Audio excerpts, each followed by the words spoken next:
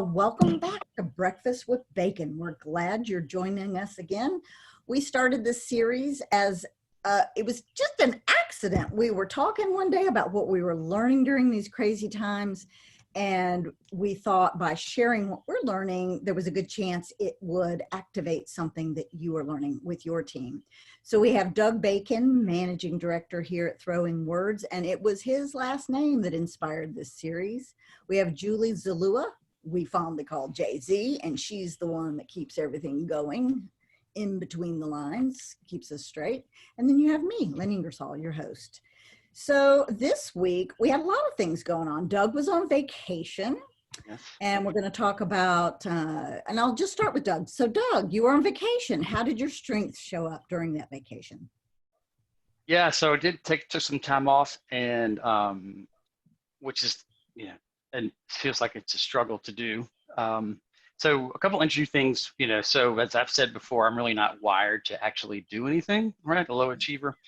But but I had my list. I did make my list of everything that I had to get accomplished so that I could truly unplug and really be on vacation. Because what I've done in the past has been, okay, here are the things I've got to get done, and then I don't get them all done. It's like, oh, well, I'll just get up early one morning, and then it ends up, every day I'm working a little bit here or there and not really being away. And so I had my list, and the plan was to take the entire week off, which means I had to have everything done by Friday, or if I do something on the weekend. But ended up having to take Monday, and but work through the list and addressed every item on there so that I could take most of last week off, which was and the motivation, I guess, in thinking about my strengths, being so wired for relationships, was to, I've got a ton of friends who were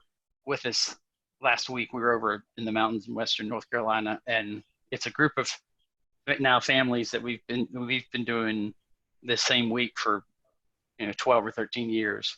And it's a group of people that we've known for 30 plus years. So it kind of speaks to the depth of relationships, and so really kind of leveraging that motivation of wanting to be available and with those close friends meant that I needed to have all these things taken care of. So it's kind of a leaning into the motivations of being available and doing fun things to get that strategic byproduct of actually getting things accomplished when we needed to.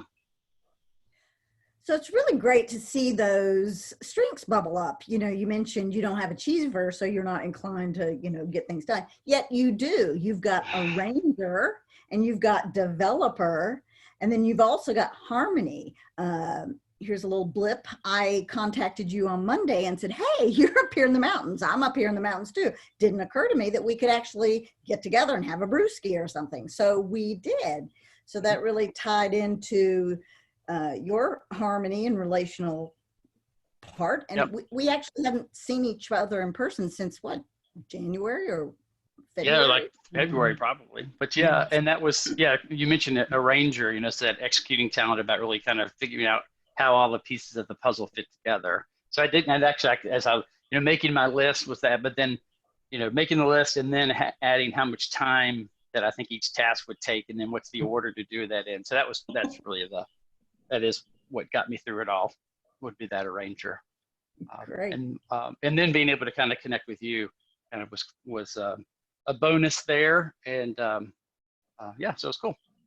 Yeah, that was fun.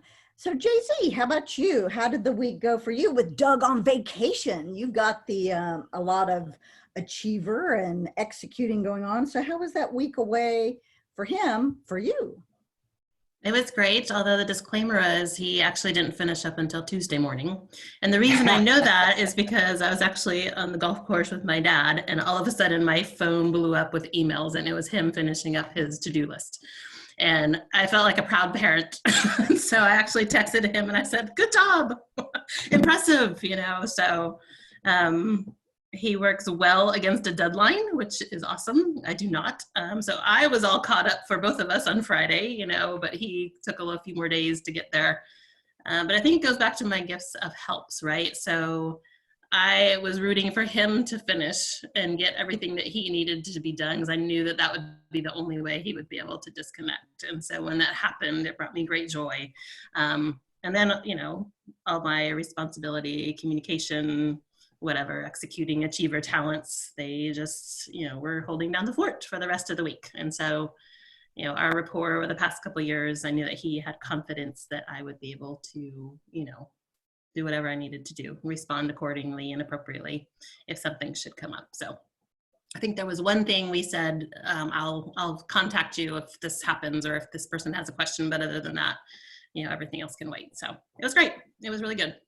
So this is a perfect example of how strengths can really help a team. I mean, here you've got someone leaving for vacation, and then you've got another team member that is delighted that they're going on vacation and is excited to hold down the fort to a high quality level so that they can have peace of mind. I mean, is that awesome to have folks on the team that they have your back? So thank you. That is such a wonderful trait, and it is great to really think about your teammates and how you support each other. It's amazing. Sometimes it's not so readily evident, and that's why we're really taking this time to think about what we're noticing. A couple of things that I noticed is there just seems to be so many different opinions and a lot of anxiety out there in the world, and the achiever in me gets a little irritated with that. I'm a relatively nice, friendly, pleasant person until you get in my way. And I realize when people have different opinions than I do, it slows me down, and I don't always respond very well to that. So I have learned to share with someone that has a difference of opinion. Well, you're in charge. I know that I'm in charge and can only affect what I can do. And I've learned to let go and let people be in charge of their own stuff. So my focus has bubbled up a good bit, and it helped me just be more aware of my triggers when I go into overdrive and get frustrated, simply because somebody's got a difference in opinion, and that doesn't really work very well for me or the situation. So I bet you there's some other people that have that issue. Well, I'm sure. Doug, any other thoughts after hearing all the things that happened last week? Well, no, just interesting. Like, I know that in our work together, the three of us, that, you know, as we were figuring out how much information, who needs to know what and to what degree of detail, it was we learned quickly the level of speed that we needed to maintain when Lynn Ingersoll is on the call with us, in terms of, you know, that the level of, doesn't need the detail, and it's more about the speed of covering our agenda. Yeah. So I can imagine that would be, when there are barriers to that speed, how that can be frustrating for you. Can be, and it's also great working with y'all, because there are moments when you bring me back to earth and we talk about something that's truly wonderful, about maybe something we did over the weekend. I will say, from a professional standpoint, I received a message the other day about, it was a reopening of school. And I believe the message, it looked to me to be 5 pages long. And unless it's 3 bullets, I just get to the point. So I gotta believe there's some other folks out there, whether you're on the 5-page plan or the 3 bullet point plan, think about your audience and how that's gonna affect them. I'm still looking forward to our breakfast with bacon blend coffee that Chris Berger, our last guest, shared, is working on roasting, because, you know, a good time to think about these little podcasts and listen to them and think about your own team is right there at breakfast, when you're having it with bacon here from So everybody have a great week, and we'll be back at you next week. Bye. Awesome. See you. Bye.